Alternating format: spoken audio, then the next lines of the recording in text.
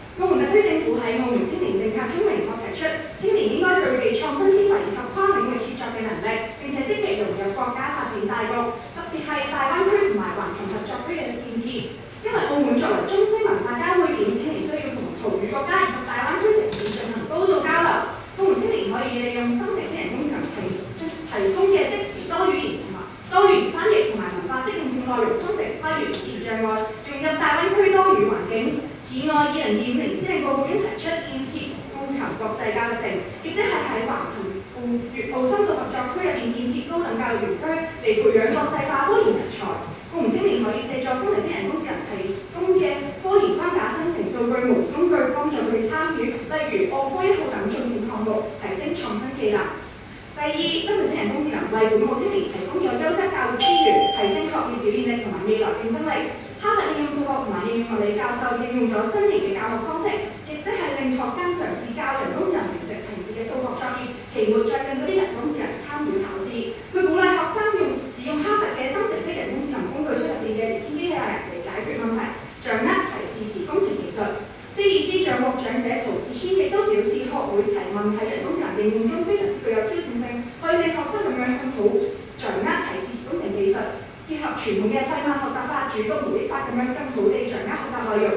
掌握提示詞工程技術可以幫助澳門青年更加準確咁樣表達需求同埋問題，提升溝通能力。同時，設計提示詞往往需要跳出常規思維，揾到獨特嘅方式嚟表達需求。掌握呢項技能可以幫助無論係中學生、大學生，同一或係在職人士激發創造力，為未來就業或者轉型提供準備。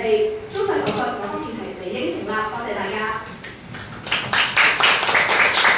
官方語言數嘅發言時間係2分58秒，冇過時，無需扣分。跟住落嚟有請反方主辯李海倫同學，你嘅發言時間同樣係3分鐘，準備好請問計時指示。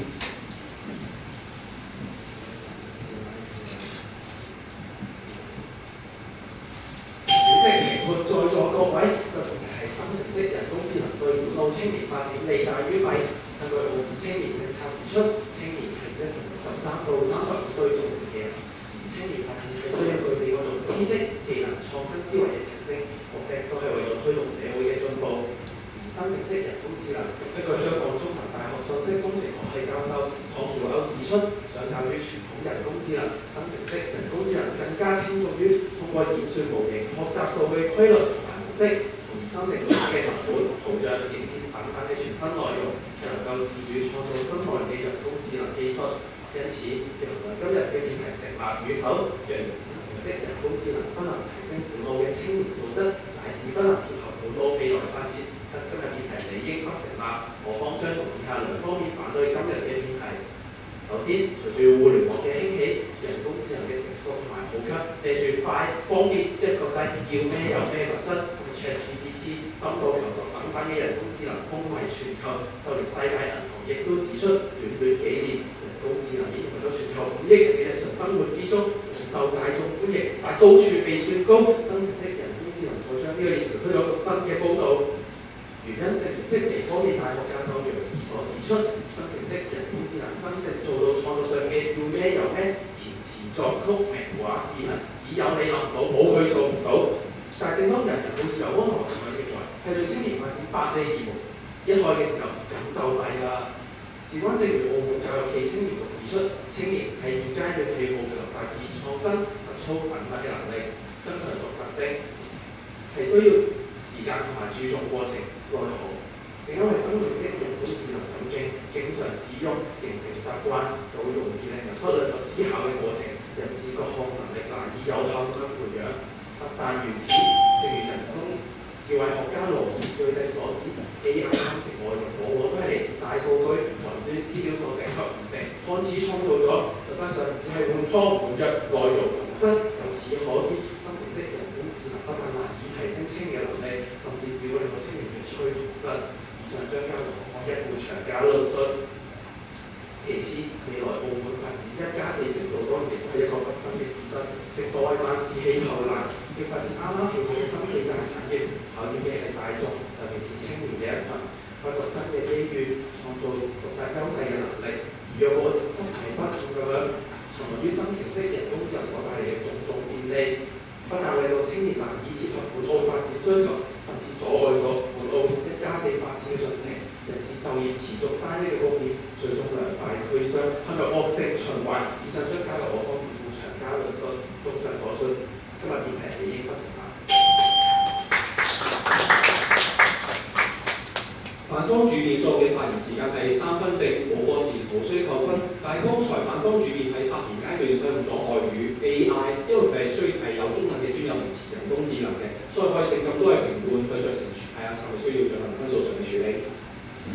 接落嚟有請正方一副梁正樂同學，你嘅發言時間係3分鐘，準備好請問計時指意。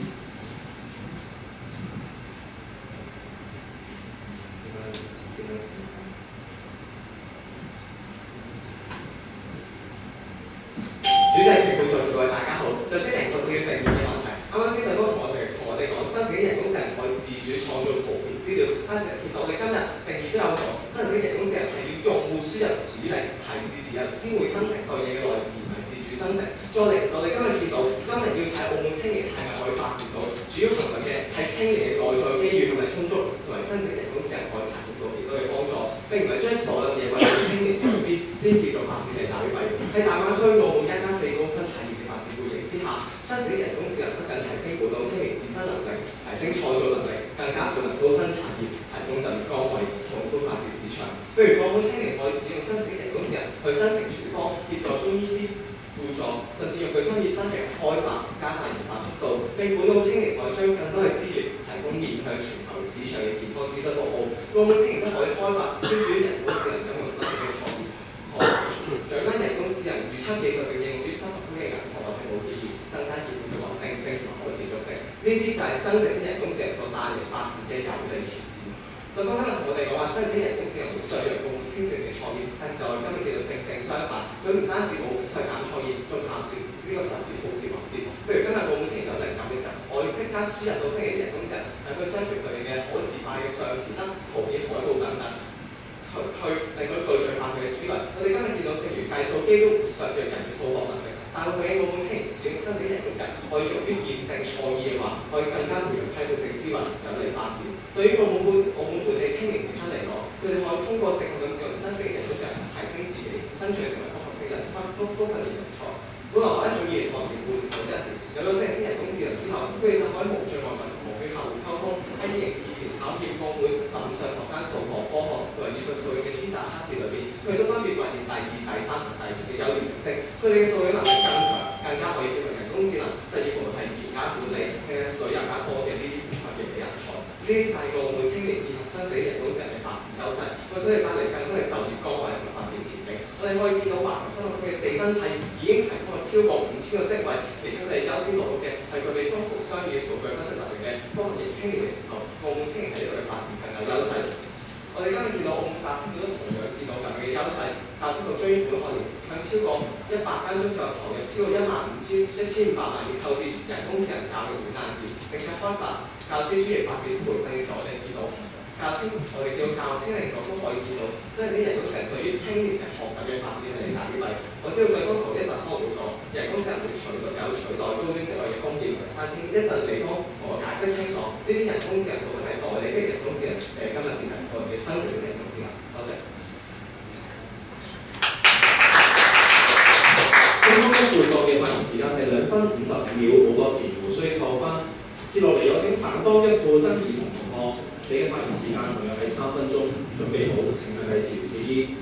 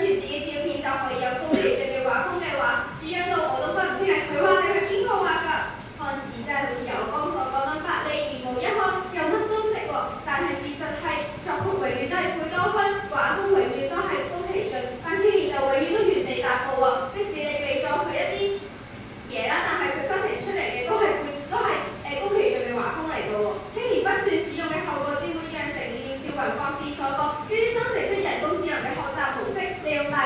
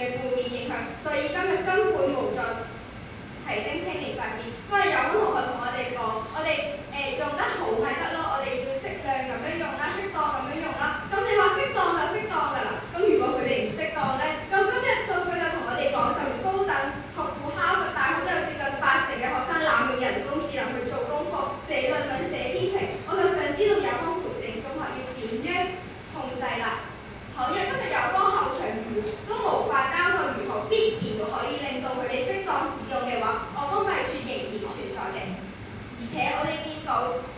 全美國啦有40%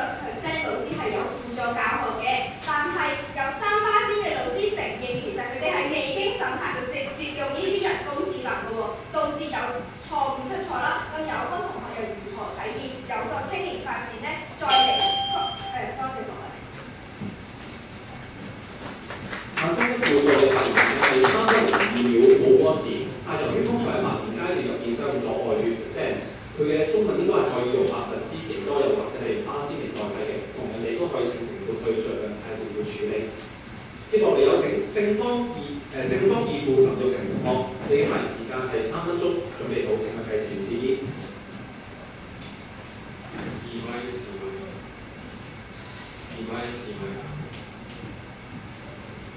主席、評判在各位大家好，今日對方同我哋講，唔係啊，學生會撳一個掣就要抄，咁樣會削弱佢哋嘅創造力㗎。咁其實解決方法好簡單啫，我啱啱都話有弊，而呢個弊去限制嘅時候，呢個就係利大於弊。就好似今日用電咁，電都可以電死人㗎，但我哋今日用手機，我哋隔離嘅投影幕全部都係電嘅時候，只有電被合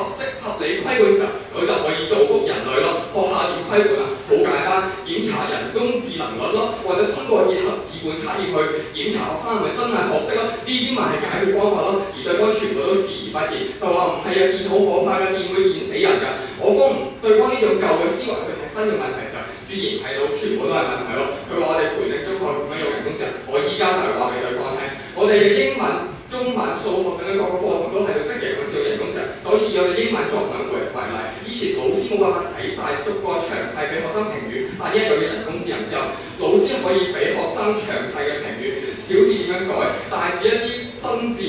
語法上面嘅錯誤，人工智能都可以幫老師進行修正咯。呢個咪就係創新，呢個咪就係加大效率咯。而對方全部都視而不見，就話唔係啊，好可怕啊，佢會侵蝕創意啊。我哋見到佢等我哋培正學生嘅英文成績越嚟越好，作文寫得越嚟越好啊。呢啲咪係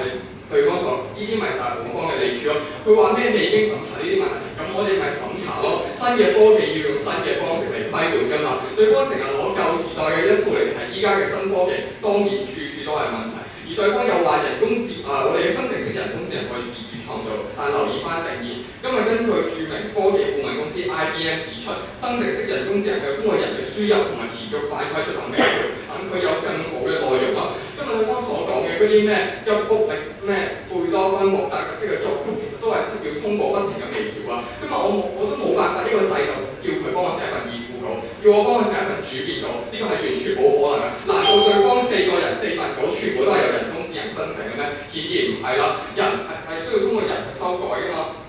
而我哋今日見到生成式人工智能顯然都係冇辦法代替我去打辯論嘅時候，我哋見到呢個就係人嘅作用咯。對方所講好多同質化問題，佢話產業會變得同質化，我哋見到恰恰相反。生成式人工智能可以幫我哋把握澳門咁多唔同嘅機會，大家所講嘅1+4、大灣區、琴澳合作區，具體點把握咧？過去青年只可以做文職呢啲重複性嘅工作，但今日有咗人工智能，佢可以幫人從重複性嘅工作中解放，從事創造性嘅工作啊！例如我今日一個翻譯人才，過去我只可以只係中譯和葡譯中，日日都喺度做呢啲無聊嘅翻譯工作，但我依家可以透過人工智能去輔助自己完成數據分析、市場調查，並利用我原有嘅語言優勢，幫助澳門打開葡語系嘅新市場咯。又如果我只可以限於澳門，我依家變咗可以打開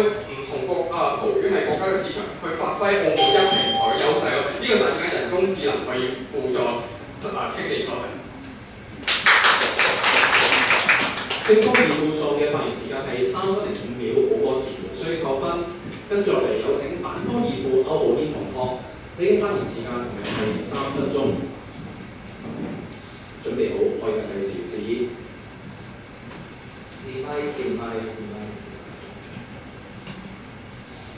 你有用，我有用，咁邊個嚟創新啊？叫翻寫莎士比亞同達文西嚟創作啊！主席評判在座各位，佢有幫我成場比賽都係話生成式人工智能有咩好處有咩好處，但係佢根本就唔了解澳門現況係乜嘢啊！正如本港特首陳武輝曾經講過，若然本港長期過度依賴國際旅遊業，唔改變產業結構單邊嘅局面，澳門經濟就難以實現可持續嘅發展。有見及此，政府就推出咗1+4經濟適度多元發展策略，重點發展4大新嘅產業，為嘅就希望博彩業不再一家獨大，令澳門產業可以做到百花齊放啊！而就正如台灣人事行政總署報告指出，創造力同埋個性化係建構21世紀經經濟、政府嘅關鍵力量，佢可以帶動到社會經濟文化同方面嘅快速變革。已經有方同學話啦，新程式人工智能可以幫啲老師去檢查啲學生嘅作文有冇出錯啊、語法錯誤等等。等陣先，你幫緊老師，你幫佢青年發展啦，咁就幫到青年發展㗎啦。唔通新程式人工智能就係咁大中學啊？當然唔係啦，呢班青年最理應係自己去創新嘅一班人。今日我哋見擾將呢份殺嘅假手於新程式人工智能，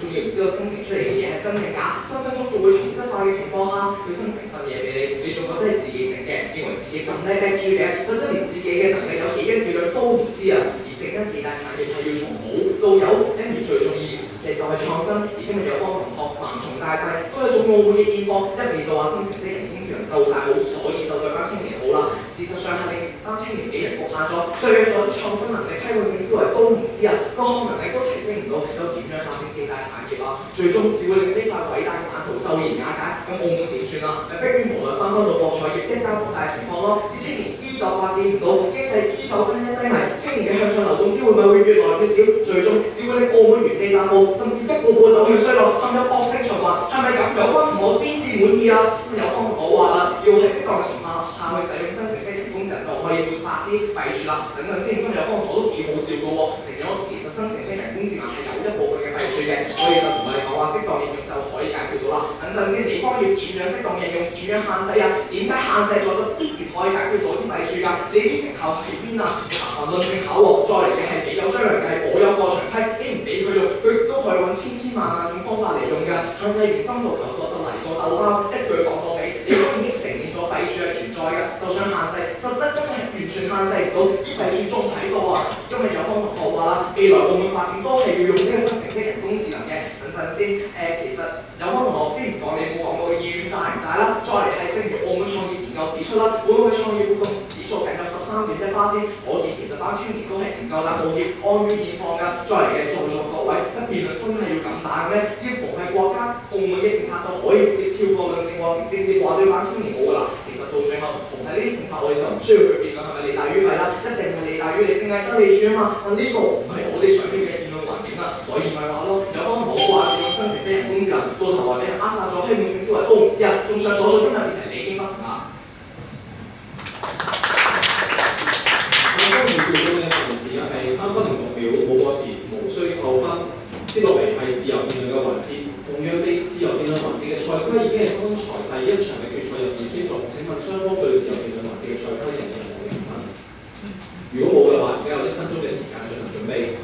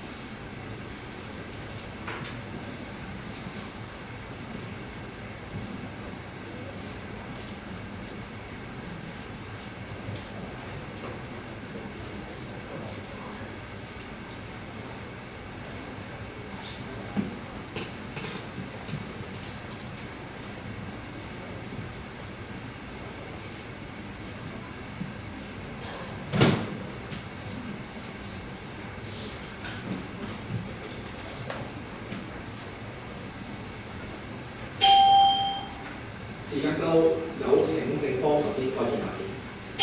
有方同學過度依賴口場就弊大於利，咁係咪只要適當應用就係利大於弊？係啊，根本限制唔到啊！再嚟問你新程式人工智能對班青年有乜嘢好處？我哋啱啱住電已經講咗好多唔同嘅好處。我想問你啊，對方話我哋弊處冇法限制，我想問你，我哋嘅作文係喺堂上完成啊，啲學生點樣用人工智能啊？點樣抄襲啊？你要點樣擔保佢係其他中學唔會用啊？你要論證佢哋點樣適當使用喎，有方同學。我哋有字本測驗㗎嘛，字本測驗你攞唔到人工智能出嚟幫你㗎嘛，呢個咪考佢真材實學咯。再問一次，點解呢啲弊處冇辦法限制？我方講嘅字本測驗，我方講嘅堂上作文嘅時候，點解冇辦法限制？有方同學講下點樣限制啊？我有方今日論證嘅根本就唔係人工智能發展對青年利大於弊，而係我哋學校、我哋政府今日可唔可以規管到呢樣嘢？再問你，我哋今日叫個新形式人工智能去幫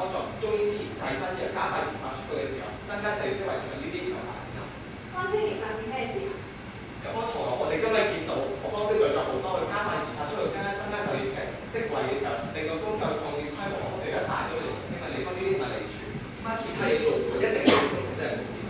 所以生成式人工智能係可以做到啊！呢方面係咪建議啊？唔係啊，做唔到嘅。有幫我再嚟問你啦，講正你有冇用啊？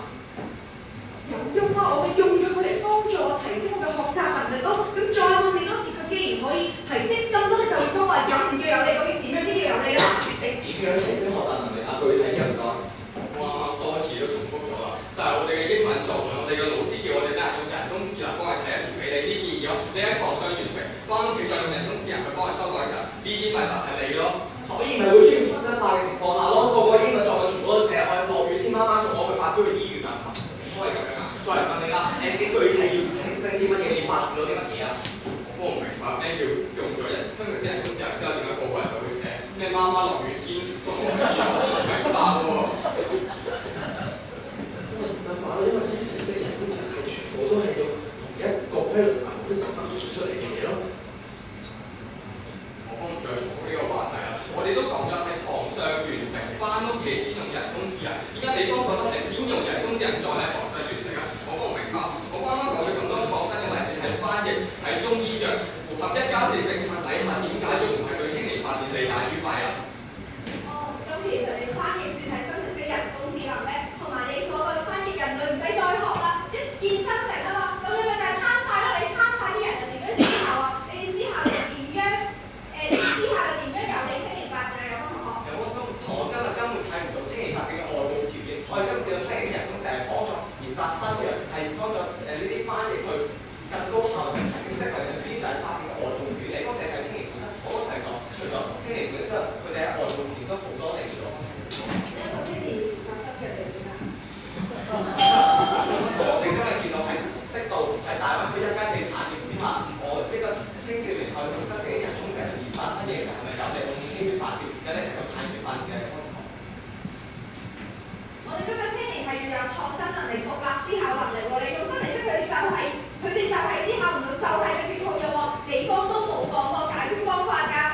再嚟問多你一次，你究竟有啲咩解決方法？係啊，我同你講得太好啦！我哋青年需要創新嘅思維。但係我哋而家見到，如果我哋就算入咗呢1+4嘅產業，如果我哋仲要做好多嘅文書嘅工作，呢啲重複性高繁瑣嘅工作嘅話，我哋又談何創新啊？我哋而家有啲人工智能為我哋處理呢啲嘢，咁我哋先可以真正做到創作咯。唔係嘅話，有好多人你係咪想要搬字過紙去做啲重複性工作就叫發展啊？你哋正以為就係重複性工作，但係其實唔係啊！你係省略咗佢哋思考過程啊！今日其實有好多人一樣啦，就好似你哋咁，就係見到佢哋嚟住一性係咁用啦，但係佢哋只會用舊數據拼接㗎啦，咁佢哋咧就會係咪同質化啊？再嚟問你哋學校攞咁多嘅係咪用生成式人工智能？我有用，你方我哋有用，我有用。請問你方4位嘅個係咪用人工智能生成？我都想。係咯，所以我哋見到唔會取代思考，因為你需要人去修改㗎嘛，需要你嘅人去讀出嚟㗎嘛。自由辯論需要人去打嘅時候，呢個就係創意，呢個就係思考。唔通你方係用你方唔諗就直接將人工智能嘅嘢當成係今日嘅稿喎？錯啦，我係自己上網揾自己寫出嚟㗎，我一樣人工智能都冇用過㗎。再嚟問你啊，你哋學校冇咁多種，究竟係咪用人工智能㗎？所以我方你方就係適當嘅使用人工智能去加大你哋嘅技巧啦。我啱啱講咗好多例子，就係政府發言時間夠，可以繼續。咁我同學哋首先成場其實都冇論證過，我哋究竟點樣必然可以令到我哋可以適當使用㗎？再嚟同你講，其實咧我哋咧咁多青年使用咧，就係會陷入同質化啦。再嚟啦，今日有方我話可以提升嗰啲批判性思維等陣先，你又要班人方面發展，你又要去培養批判性思維，在座各位，其實咧諗深一層啦，要深度思考，從來都唔會方面發展嘅。有方同學唔好再自打嘴巴啦，而實上正如原子殺法一書所講啦，正就係因為生成式人工智能太多方面發展啦，當青年遇到問題就會不加思索直接用啊，一次係咁，兩次係咁，最終就會養成習慣。所以有方同學講呢個點根本就講唔過去。有方同學講到咁嘅話，乜都做到，但係我哋今日呢個已經逐步係取代法官、律師呢等等嘅職業，因為生成式人工智能成份做出埋嚟，佢已經唔使律師法官嘅能力，已經係生成式人工智能可以做埋出嚟。有方同學啱啱同我哋講到要啲咩能力啦，其實大家你哋諗深一層，係咪真正係得生成式人工智能可以做到啊？法方發言時間結束，自由辯論環節。亦都結束啦。而家1分鐘嘅時間俾雙方進行總結準備。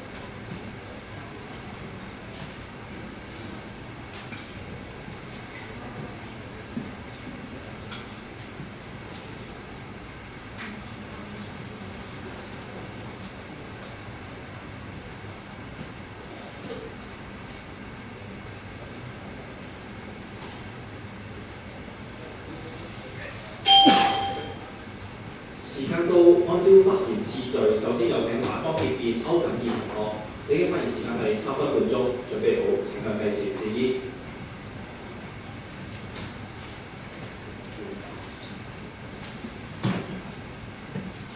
縱觀成場比賽，有方同我話新程式人工智能方便快捷，可以做到好多嘢，好多人去用，係未來嘅趨勢。就論證今日辯題成立。但係要衡量對本澳青年發展嘅利同弊，有方只係單純用新程式人工智能口號式嘅利處，又點能夠令在座各位信服呢？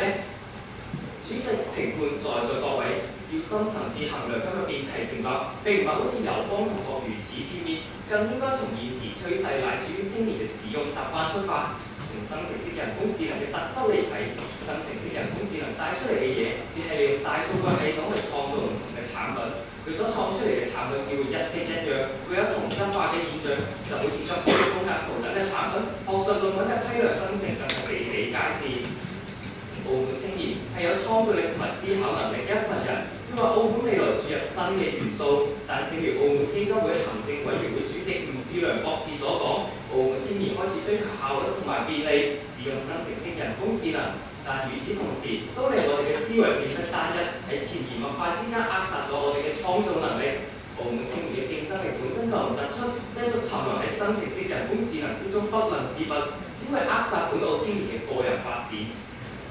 其次，要發展澳門4大產業，任重而道遠，萬事起頭難。我哋澳門青年更要憑住個性化嘅元素，令澳門青年站喺國際視野之中，站喺發展嘅前頭。要做到以上所講，呢班青年應該更富有想像力同埋創造力，更應該好好去利用佢哋嘅特質，而唔係繼續依靠新程式人工智能喺度複製貼上。咁樣做只會磨滅咗澳門青年嘅創造能力，令4大產業嘅偉大藍圖毀於一旦啊！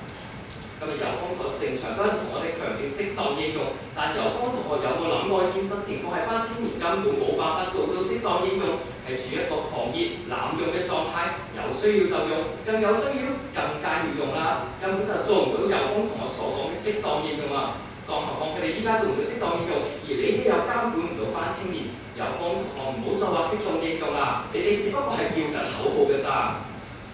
有方同學又講到新程式人工智能係澳門未來發展嘅趨勢，所以必然對澳門青年係利大於弊。先唔講有方成場對青年意願隻字不提，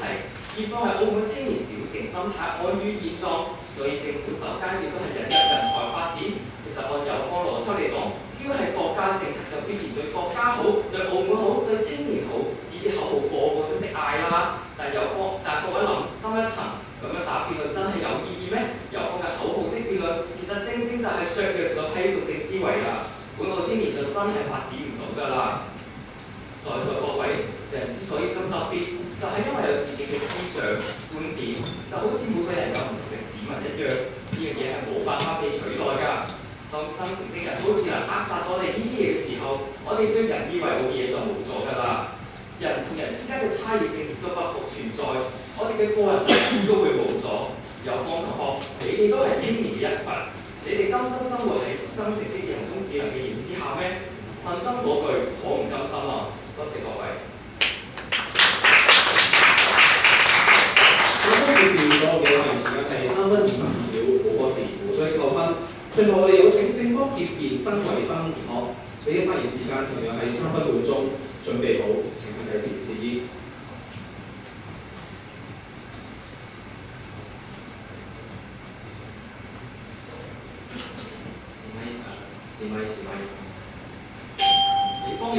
李方唔用新時人嘅時候，所以你哋辯論所以你哋準備辯論要花好多嘅時間查資料。我方用新時人嘅時候，所以我哋好快咁揾到啲資料來之後，就可以快速出嚟啦。驗證資料嘅真實性同埋寫作辯論稿嘅過程當中，李方唔用新時人嘅時候，所以你哋採取咗啲年輕人，佢哋哪怕加入咗啲1+4嘅產業入邊，佢哋可能仲要留於忙於一啲繁瑣嘅官字過紙嘅一啲工作，譬如話文書、行政等等嘅工作入邊，我方用新時人嘅時候，我方就可以學好多唔同嘅新技能，成為一個複合型嘅人才。再將來加入大灣區，佢成為一個真正有利於自己嘅發展。主席同會在各位大家好，今日縱觀對方嘅主辯到結辯，其實佢哋反對今日辯題所有觀點，其實都建基於兩個觀解。首先係對新城市人工智能嘅誤解，其次係對半個青年嘅誤解。我哋先嚟睇下我剛同我對於新城市人工智能嘅誤解。第一，佢哋好想當然覺得新城市人嘅人工智能就係一個無所不能嘅許願池。澳門嘅青年諗啲乜嘢，佢哋就無中生有咁變一個完美嘅方案出嚟，令到我哋唔使思考。但係現實恰恰相反，我剛啱先一副二副都好似多次係強調，新城市人工智能嘅核心係根據用戶嘅問題同埋要求去提供答案。青年同埋新城市人工智能係相輔相成、通力合作嘅關係。包括我剛一副所提到一啲新城市人工智能去助力一啲中醫藥嘅發展，令我哋投身中醫藥大健康嘅產業。我哋二副所提到嘅，我哋嘅翻譯從做一個人肉翻譯機嘅角色當中解放出嚟，去用我哋自己發揮自己嘅語言優勢，去打開中葡貿易嘅新市場等等。青年去提出諗法，人工智能去為佢哋完善盲點，令到青年去睇得更多，諗得更全面，咁樣澳門青年先至可以立足澳門國家灣區。對方嘅最大嘅夢就係錯誤咁認為，我哋嘅青年只會用新時代人工智能嚟做功課，講一啲咩媽媽接小朋友翻學等等嘅例子，我都見唔到，從來都唔係咁樣嘅。第二，對方話新時代人工智能佢有好多，佢有一啲對方即係所講咗好多嘅一啲例子，包括一啲學習啊，對方就係用嚟新時代人工智能嚟交功課。但係我方見到唔係嘅，正如啱先對方嘅主辯都講到啦，青年係指緊13到35歲嘅一班年青人，但係啱先對方嘅所有例子，全部都係中學生。對於一啲真正需要發展、真正需要投身灣區嘅一啲大學生、呢啲創意人士，隻字不提。我方想問下對方，如今日我喺大學度學咗一門專業，但係如果我哋唔學習唔同嘅一啲內容，譬如話同人哋交流溝通嘅方法，或者係一啲新嘅技能，如果我哋冇咗新時代人工智能，我哋係咪都係一個單一嘅人才？我哋點樣去適應新嘅時代發展咧？對方咁樣其實係咪先係真正嘅冇辦法令到青年發展咧？因為對方最大嘅夢就係佢錯判咗咩叫做發展，更加誤解咗新時代人工智能嘅定位。新時代人工智能係可以幫青年去提升自我、適應環境變化，捉緊各種嘅機遇。佢嘅核心係在於為青年去提供一個發展嘅條件，而唔係幫青年去完成所有嘅嘢，幫青年去參與發展。正如啱先有同學所講，佢哋而家打機率都唔係人工智能去打緊啦，而呢個恰恰就係對方所忽略嘅嘢。而其次嘅係對方對於澳門青年嘅誤解，喺對方嘅眼中，澳門青年係對於呢個時代一切嘅影響都係好被動接受啦，從人工智能去挑戰啦。我如果有新時代人工智能，我就唔使做功課，我就唔使思考。但係事實上係咪真係咁樣咧？我哋可以見到而家有好多嘅機遇，譬如話大灣區1+4，我哋應該正式化，中國數我方面係零成化。正方結辯作嘅時間係3分37秒，冇個詞無需扣分。經過一番爭辯比賽告一段落，首先有請我哋嘅工作人員為我哋親身判手上嘅分子。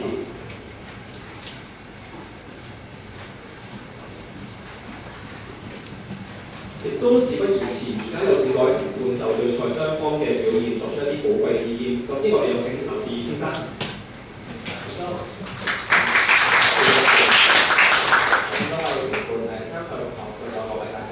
我相信咧，成聽完成個比賽啦，我諗正反雙方咧都係一個叫做共同嘅認同嘅一點咧，就係新城市人工智能咧，似乎係一個好唔錯嘅工具。